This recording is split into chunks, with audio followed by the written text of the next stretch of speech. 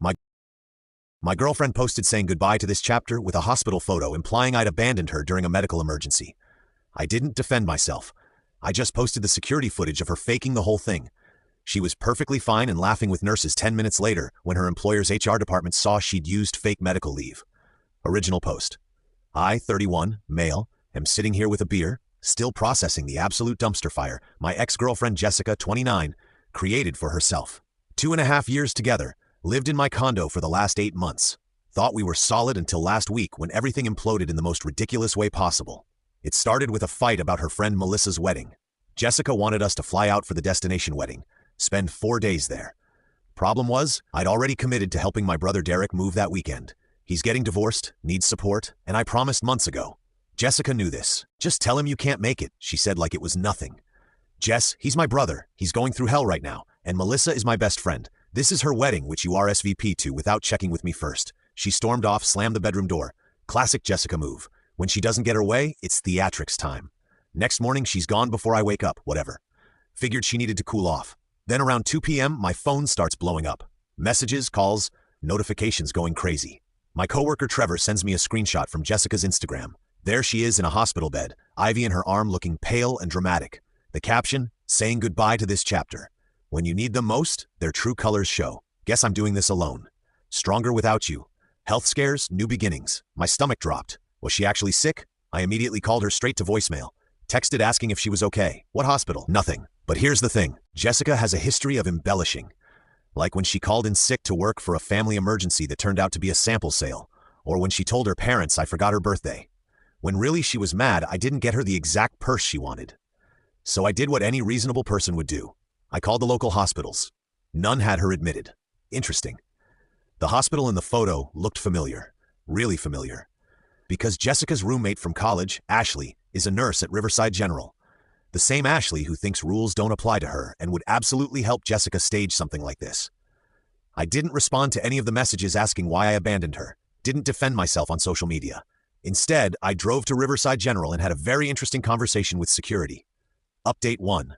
The security office at Riverside was more helpful than I expected, maybe because I wasn't screaming or making demands, just calmly explaining that my girlfriend had posted she was admitted but wasn't answering calls and I was concerned.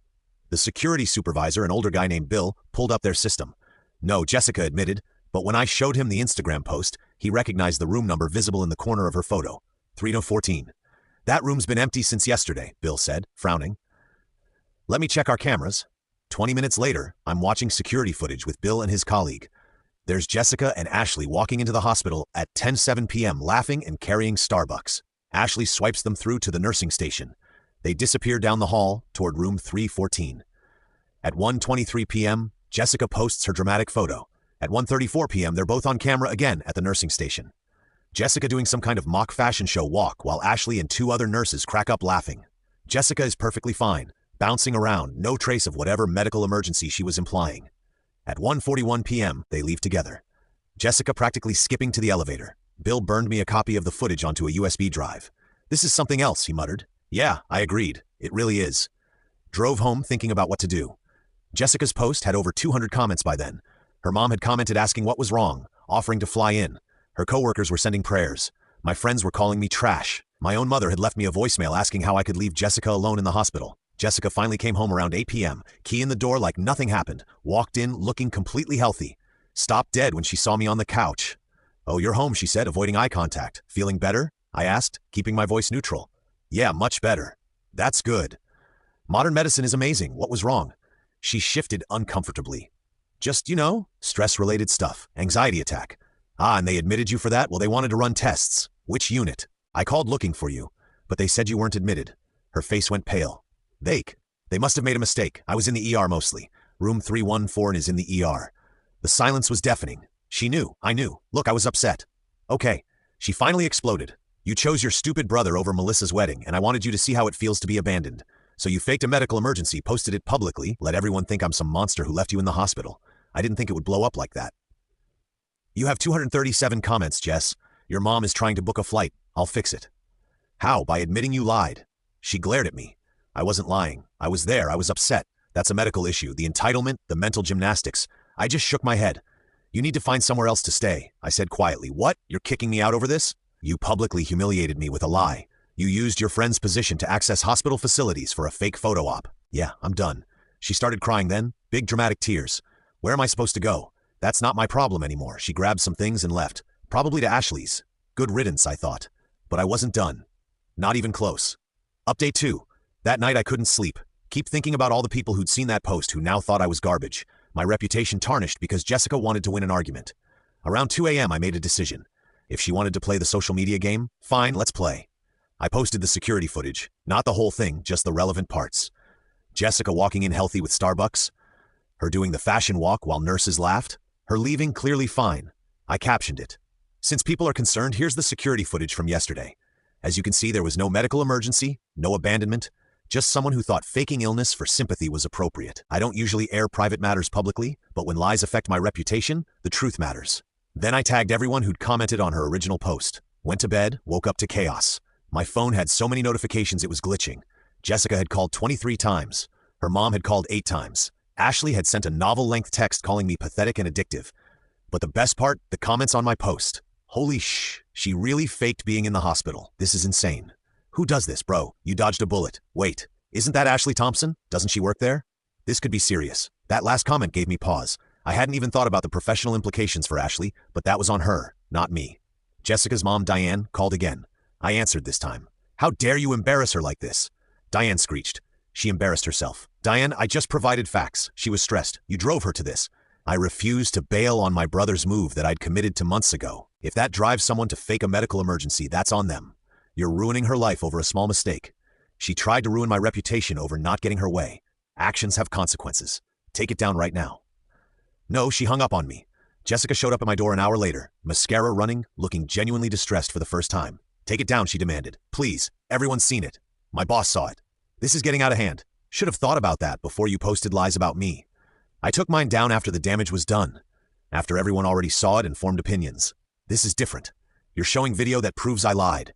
My work thinks I faked being sick last month. Now HR wants to meet with me. Oh, that was interesting. She'd used sick days for that Vegas trip with the girls last month. Claimed she had food poisoning. Not my problem, I said, starting to close the door. She blocked it with her foot. I'll sue you for posting video of me without consent. I actually laughed. It's security footage from a public area of a hospital. No expectation of privacy. Plus, you posted the original lie. This is just defending myself with facts. You're such a bet. She started, then stopped. Fine, but I need my stuff. I'll box it up. You can pick it up this weekend. I live here. Not anymore. You're not on the lease. You have no legal right to be here. She tried to push past me. I blocked her. Move, she demanded. No. Leave or I call the cops for trying to enter my own home. For trying to enter my home that you have no legal claim to after you've been told to leave. That's trespassing, Jess. The look on her face like she'd never been told no in her life, which thinking about it was probably accurate. Diane had always babied her, cleaned up her messes, made excuses. Not anymore. At least not with me. If you're loving this wild tale of karma and drama, hit that like button and subscribe for more heart-pounding stories straight from real life. Your support means the world. Update 3. The fallout was swift and brutal. First, Ashley got suspended pending investigation. Turns out hospitals take HIPAA very seriously. And even though Jessica wasn't a real patient, Ashley had used her badge to access restricted areas for personal use, allowed a non-employee into patient care areas, and participated in what they called misuse of medical facilities. Jessica absolutely lost it when she found out. Sent me a voice message screaming that I'd ruined Ashley's career and that I was evil. I didn't respond. Ashley made her choices.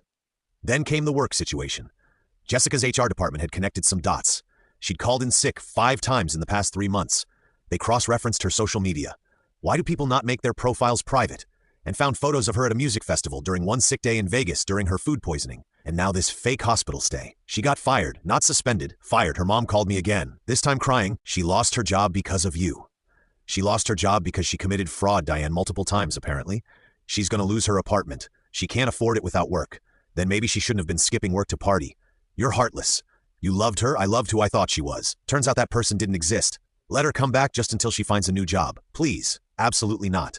Then you're paying for this emotional distress. Defamation. My husband's a lawyer. Your husband is a real estate lawyer, Diane, and posting factual security footage isn't defamation. It's literally the truth. She hung up again. She hung up again, but the entitlement wasn't done. Not even close. Jessica created a new Instagram account since she deleted her old one after my post went viral in our social circle. This new one was called Surviving Narcos, Narcissistic Abuse. Apparently I'm a narcissist now. She posted a long story about how she'd been psychologically manipulated and gaslit into feeling like she had to create dramatic scenarios to get my attention, how I was emotionally absent and controlling, how posting the security footage was revenge porn. It absolutely wasn't. But okay, some people bought it. She started getting followers, sympathy, even a few people sharing their own narcissistic ex stories. Then she made her mistake. She posted. He even controls the finances. Wouldn't let me save my own money. Economic abuse is real. That was provably false. I had screenshots of every Venmo request she'd sent me for her half of rent that she paid maybe 60% of the time. Bank records showing she had full access to her own accounts. Hell, I had texts of her bragging to friends about how she was saving money by living with me because I covered most expenses. I didn't post these immediately. Instead, I sent them to my lawyer friend Roberto. Can I post these to refute her claims? I asked. You can, he said, looking them over. But better idea. Send me everything. All the screenshots, the security footage, her posts about you. Let's document everything in case she escalates. Smart move, because she did escalate. Update 4. A week after getting fired, Jessica went nuclear. Started with her showing up at my work. Security called me down to the lobby where she was making a scene, crying, telling anyone who'd listened that I'd destroyed her life and she just needed closure. My boss, thankfully, was incredibly understanding when I explained the situation. Security escorted her out with a warning not to return. Then she tried a new angle. She started contacting me, my friends and family directly, not through social media, but personal messages, emails, even showed up at my buddy Keith's apartment. Teeth called me bewildered. Dude, Jessica's at my door crying, saying you're holding her grandmother's ring hostage. Her grandmother's ring? What ring? She says her grandma's engagement ring is in your apartment, and you won't let her get it. Keith, her grandmother is alive and lives in Florida, and she definitely never gave Jessica any ring. Oh wow, she's really going for it, huh? Yeah, don't let her in. But Jessica had already moved on to her next target, my mom. Mom called me that evening. Honey, Jessica's here. What? She showed up crying, saying she needed to talk to someone who knows you. I let her in for tea. Mom, no. She's lying about everything. Oh, I know, dear. I saw your post with the security footage. I'm not stupid. Then why did you let her in? To see what she'd say. It's been illuminating. Turns out Mom had been recording the whole conversation. Mom's sneaky like that. Jessica had spun an elaborate tale about my anger issues. I don't have any. My drinking problem, I have maybe 2 beers a week, and how I'd isolated her from her support system. Her friends hung out at our place constantly. When Mom calmly presented facts that contradicted each claim, Jessica got increasingly agitated, eventually screaming that my whole family was toxic enablers. Mom calmly asked her to leave. Jessica refused. Mom had to call the police. 2 cops showing up at my mother's house because of my ex-girlfriend. I was mortified. Mom, however, was weirdly proud of how she handled it. I got it all on video, she said cheerfully. Very clear evidence of harassment. Between the work incident and the situation at Mom's house, Roberto said we had enough for a restraining order. We filed the next day. Jessica was served at Ashley's apartment where she'd been staying. According to Ashley's roommate, who reached out to me later, Jessica had a complete meltdown, screaming about injustice and how I was trying to silence her truth. But here's where it gets really incredible. Jessica decided the restraining order was just paper. She created fake social media accounts to keep tabs on me. She had Diane call me from different numbers. She even had some guy I'd never met message me on LinkedIn saying he was a mediator who wanted to help us resolve our conflict. Each violation was documented. Roberto was building quite the file. Then came the coup de grace. Final update. 3 weeks after the hospital incident, I get a call from an unknown number. Usually wouldn't answer, but something told me to pick up. Is this Daniel? A woman's voice, professional sounding. Yes. Who's this? This is Margaret from Riverside General's Administration. We're investigating an incident involving unauthorized access to our facilities. We understand you have security footage. Interesting. I do. We'd like to review it as part of our investigation. Would you be willing to share it? Absolutely. Sent them the footage. 2 days later, they called back. Turns out this wasn't Ashley's first violation. She'd been written up twice before for bringing friends into restricted areas. This was the final straw. Ashley was terminated, and because she'd used her access for fraudulent purposes, she was reported to the state nursing board. Jessica apparently didn't take this well. She showed up at my condo building at 3 a.m. drunk, screaming up at my window from the parking lot. You ruined everything. Ashley's life is destroyed. Are you happy now? Multiple neighbors called the cops. I just recorded from my window. The cops arrested her for violating the restraining order and public intoxication. At her hearing, the judge was not sympathetic, especially when presented with all the evidence of continued harassment despite the order. 30 days in jail. Diane actually had to pay her bail. And then Jessica had to serve the time anyway, because bail was just for pretrial release. While she was in jail, the real consequences hit. Her lease required employment verification every year. Without a job and with an eviction from Ashley's place, she'd been staying there but not paying, and Ashley's roommates were done. She couldn't renew. Her credit was already shot from the legal fees and fines. The nursing board investigation of Ashley became him public record. Suddenly, everyone in their social circle knew exactly what had happened. The fake hospital visit, the abusive position, all of it. When Jessica got out, she had nothing. No job. Who's hiring someone with a fraud termination? No apartment, a criminal record, and a restraining order that meant she couldn't come within 500 feet of me, my home, or my workplace. Diane finally stopped calling after Roberto sent her a cease and desist letter. Last I heard from mutual friends, Jessica had to move back to her parents' house in their retirement community 3 hours away. At 29, she's living in her childhood bedroom, working part-time at a craft store, and blocked from most social media platforms for ban evasion. Ashley lost her nursing license. She's apparently working at a call center now, telling anyone who will listen that I ruined her life for helping a friend in need. Me? I'm doing okay. Therapy helped process the whole mess. Amazing how much manipulation you don't see when you're in it. The gaslighting, the constant drama, the way she'd twist reality to make herself the victim.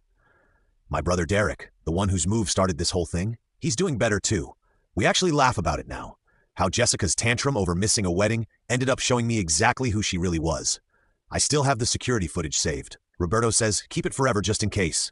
Sometimes I watch it when I doubt myself, when I wonder if I overreacted. Then I see her laughing, dancing, perfectly healthy, while the internet attacked me for abandoning her. Nah, I didn't overreact. I just finally stood up for myself. The entitlement, though, that still amazes me. The fact that she thought she could publicly destroy my reputation with lies and face no consequences. That she could violate a restraining order because she was upset. That even now, according to the grapevine, she tells people she's the victim of a narcissistic smear campaign. Some people never learn. They just find new people to blame. But that's not my problem anymore. My only problem now is deciding whether to renew my lease or buy a house. Leaning toward the house, fresh start and all that. Funny how removing toxic people from your life suddenly makes everything clearer. Even furniture shopping is easier when you don't have someone demanding everything be Instagram-worthy or throwing fits when you won't buy a $3,000 couch you can't afford. Life's good, drama-free, exactly how it should be. Oh, and Melissa's wedding, the one that started all this, got canceled. Apparently, the groom had been cheating. Jessica missed that whole mess because she was in jail. Karma's real, folks.